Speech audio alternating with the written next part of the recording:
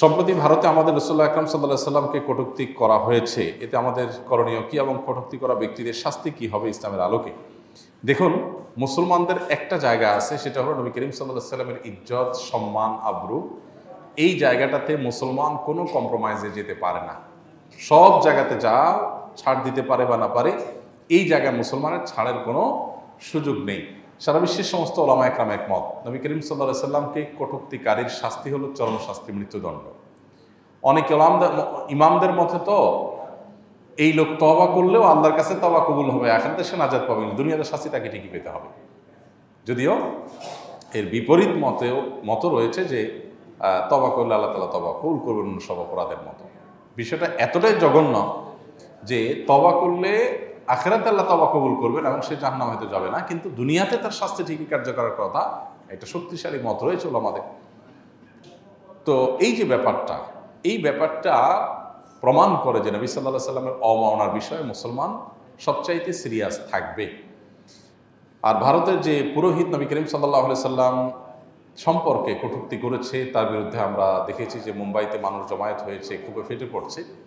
আমাদের দেশ থেকেও আমাদের আওয়াজ তোলা দরকার যে প্রিয় নবী সাল্লাল্লাহু আলাইহি সাল্লামের অবমাননা পৃথিবীর যে প্রান্তেই হোক না কেন, মুসলমান তার জন্য কষ্ট অনুভব করবে এবং তার ক্ষোভের কথা সে প্রকাশ করবে। তার সাধ্য অনুযায়ী সেই অন্যায়কে প্রতিহত করা, এর বিরুদ্ধে প্রতিবাদ করার সে চেষ্টা করবে। এটা আমাদের ঈমানের দাবি।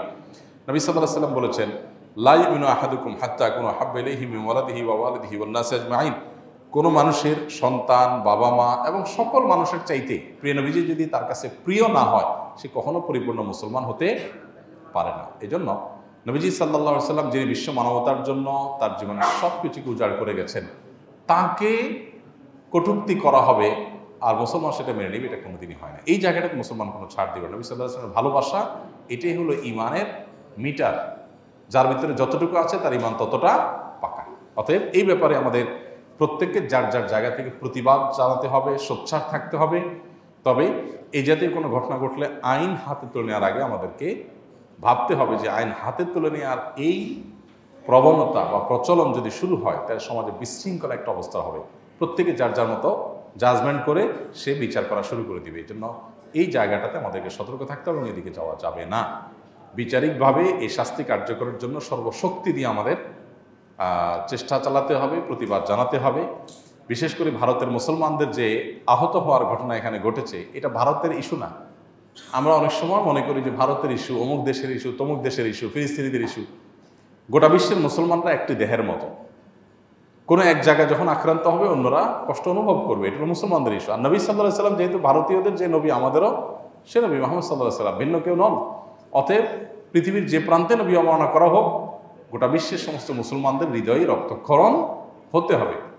আমার বাবাকে, আমার মাকে যদি কেউ কটু কথা বলে গালি দেয়, সেটা কোন দেশে দিয়েছে এটা ম্যাটার করবে না আমার কষ্ট পাওয়ার ক্ষেত্রে। আমার কষ্ট ঠিকই লাগবে যে দেশেই দেওয়া হোক না কেন। বিধায় এটা ইস্যুটা ভারতীয় মুসলমানদের শুধু না, এটা গোটা বিশ্বের মুসলমানদের ইস্যু।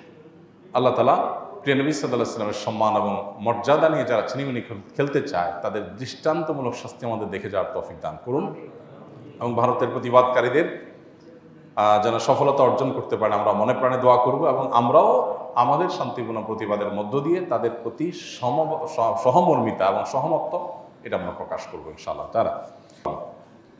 কমিটি কি এমন করেছে যে কারণে আলেমরা এতটা বিক্ষুব্ধ?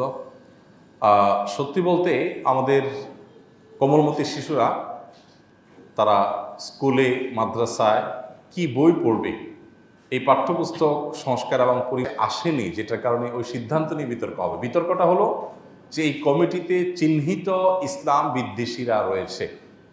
বরং আমি আরও ভালোভাবে বলতে পারি, ইসলাম বিদ্বেষী, ধর্ম বিদ্বেষী, সকল ধর্মের প্রতি বিদ্বেষ লালন করে এই টাইপের মানুষজন এবং ধর্ম সম্পর্কে মিনিমাম জ্ঞান তো নেই বরং বিদ্বেষ আছে, এরকম মানুষজন এই কমিটিতে আছে। বিশেষ করে অধ্যাপক কামরুল ইসলাম মামুন এবং সামিনা লুৎফা, এই দুজনের কথা আমরা আলাদা করে বলতে পারি যে সামিনা লুৎফা তার ফেসবুক স্ট্যাটাসে পরিষ্কার করে তিনি সমকামিতার সমর্থন এর কথা তিনি ব্যক্ত করেছেন। তো একজন মানুষ, তিনি যখন এদেশের প্রচলিত আইন, সংবিধান, এদেশের সকল ধর্মের মানুষের মূল্যবোধের বিরুদ্ধে দাঁড়িয়ে যায়, এরকম মানুষ কখনো এদেশের মানুষের সন্তানরা কি পড়বে সেটা ঠিক করে দেওয়ার জন্য কখনো অথরাইজড ব্যক্তি হতে পারে না। এটা কোনো যুক্তি দিয়ে হতে পারে না। এটা হলো চাপিয়ে দেওয়া। এবং সেই সাথে কামরুল ইসলাম মামুন এই ভদ্রলোকের নানা সময় ধর্মবিদ্বেষী নানা উক্তির কারণে সোশ্যাল মিডিয়াতে সমালোচনা হয়েছে, মানুষ বিক্ষুব্ধ। এইরকম একজন মানুষকে কেন দিতে হবে? দেশে মানুষের তো অভাব পড়ে নাই আলহামদুলিল্লাহ। অতএব এই জায়গাটা থেকে মূলত ওলামা একরাম বিক্ষুব্ধ। গতকালকে মানববন্ধন বোধহয় হয়েছে, ওলামা একরাম বিভিন্নভাবে কথা বলছেন যে পাঠ্যপুস্তক সংস্কার পরিমার্জন কমিটিতে এ ধরনের চিহ্নিত ইসলাম বিদ্বেষীরা যাতে কোনো অবস্থাতে থাকতে না পারে তাদের জন্য অপসারণ করা হয়, সেই জন্য ওলামা একরাম দাবি তুলছেন এবং দাবিটা খুবই যৌক্তিক দাবি। বিশেষ করে যে ছাত্র জনতার বৈষম্যবিরোধী ছাত্র আন্দোলনের মধ্য দিয়ে সরকার গঠিত হয়েছে, যার পিছনে দেশের সর্বস্তরের সাধারণ মানুষদের, ধার্মিক মানুষদের বিরাট অবদান আছে। বিশেষ করে চিটাং রোডে বসে আমরা কথা বলছি, এই যাত্রাবাড়ি সহ এই সাইডটাতে মাদ্রাসার ছাত্ররা যদি রাস্তায় নেমে না আসতো তাহলে হয়তো বা আজ যে পরিবেশ আমরা পেয়েছি এটা পাওয়াটা কঠিন হয়ে যেত। এর বাইরে শখানেকের মতো মাদ্রাসার ছাত্রের জীবন দিতে হয়েছে, 14 জন হাফেজকে জীবন দিতে হয়েছে। এত কিছুর পরও ধর্মবিদ্বেষীরা ঠিক করে দিবে আমাদের পাঠ্যপুস্তকে বাচ্চারা কি পড়বে না পড়বে, এটা কোনোভাবে মেনে নেওয়া যায় না। এই জন্য কামরুল ইসলাম মামুন এবং সামিনা লুৎফা এরা এমন কোনো ব্যক্তি না যে এরা পাঠ্যপুস্তক বিষয় এমন বিশেষজ্ঞ যে এদের ছাড়া কোনো বাংলাদেশে বিকল্প নাই। অতএব এদেরকে সরিয়ে সেখানে উপযুক্ত ব্যক্তি বসানোর জন্য ওলামা একরাম দাবি তুলছেন, খুবই যৌক্তিক দাবি, যে কেন বিতর্কিত মানুষ থাকতে হবে এবং সে দায় কেন সরকারকে নিতে হবে। আমার মনে হয় যে সংশ্লিষ্ট মহল খুব দ্রুতই এ বিষয়ে বিবেচনা করবেন। আমরা জানি প্রতিটা বাবা মাকে তার সন্তানের ব্যাপারে জবাবদিহি করতে হবে।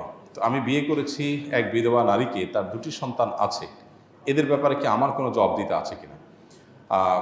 কোনো ব্যক্তি যদি কোনো নারীকে বিয়ে করেন যার আগের ঘরের সন্তান আছে অন্য স্বামীর, তো সেই সন্তানগুলো আসলে পরে যিনি এই ভদ্রমহিলার স্বামী হয়েছে, দ্বিতীয় স্বামী, তার দায় দায়িত্বের মধ্যে পড়ে না।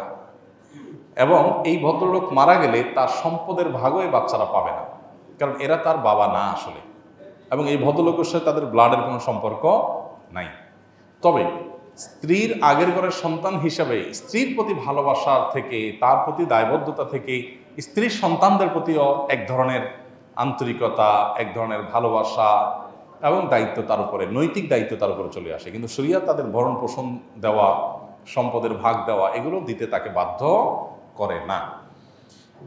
তবে ওই ভদ্রমহিলা যিনি, যেহেতু তার গর্ভে ধারণ করা সন্তান, এই জন্য মা হিসাবে তার ওই সন্তানদের প্রতি সাধ্য অনুযায়ী ভালোবাসা দেওয়া কর্তব্য আছে। যেহেতু মহিলা মানুষ, ভরণ পোষণের দায় দায়িত্ব তার উপর নাই, কিন্তু স্নেহ মমতা দেওয়া, ভালোবাসা দেওয়া, খোঁজখবর নেওয়া, রক্ত সম্পর্কীয়, রক্তের সবচেয়ে কাছাকাছি আত্মীয় হওয়ার কারণে তাদের প্রতি তাদের কল্যাণ কামনা করা, তাদের সাথে কানেক্টেড থাকা, এটা ভদ্রমহিলার দায়িত্বের মধ্যে পড়ে এবং বাচ্চাদেরও দায়িত্বের মধ্যে পড়ে। কিন্তু ওই ভদ্রলোক যিনি আছেন তার সাথে যেহেতু রক্তের কোনো সম্পর্ক নাই, আগের ঘরের অন্য কোনো ভদ্রলোকের সন্তান তারা, অতএব তার উপরে এই দায়িত্বটা এইভাবে বর্তায় না।